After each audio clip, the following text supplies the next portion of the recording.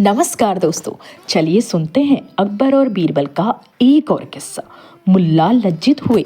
एक दिन सभा में बैठे बादशाह अकबर ने बीरबल की पगड़ी बांधने की कला की तारीफ की।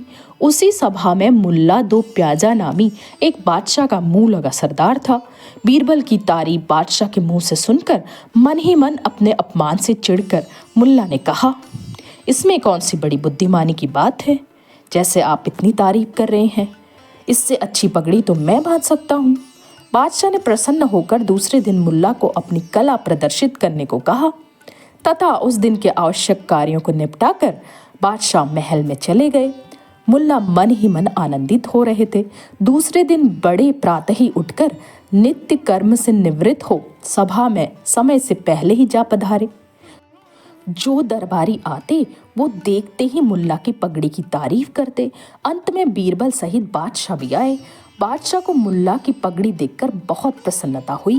बादशाह मुल्ला की पगड़ी की तारीफ करते हुए बोले, यह तो सचमुच बीरबल की पगड़ी से भी कहीं अच्छी बनी है।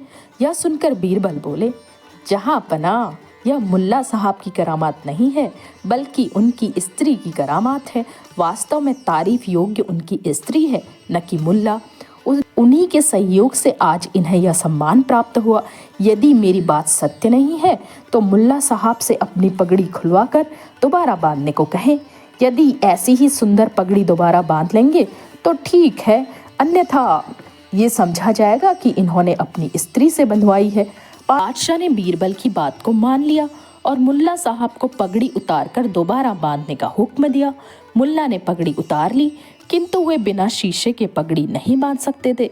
उन्हें इधर उधर झांकते हुए देखकर बीरबल ने चुटकी ली और कहा, मुल्ला साहब क्या चाहिए। मुल्ला कुछ न बोले और अपनी पगड़ी बांधना आरंभ किया। शीशा न देखने के कारण उन्होंने जो पगड़ी बांधी उससे सब दरबारी और बादशाह हंस पड़े। मुल्ला बेचारे बहुत लज्जित हुए। बादशाह ने मन ही मन बीरबल की तारीफ की। प्रगट में बादशाह बोले, वाह मुल्ला साहब, आपने तो कमाल कर दिया। जो काम आप स्वयं नहीं कर सकते वह अपनी स्त्री से करवाते हैं। तो दोस्तों, ये था अकबर और बीरबल का एक और किस्सा। आपको कैसा लगा ज़रूर बताइए।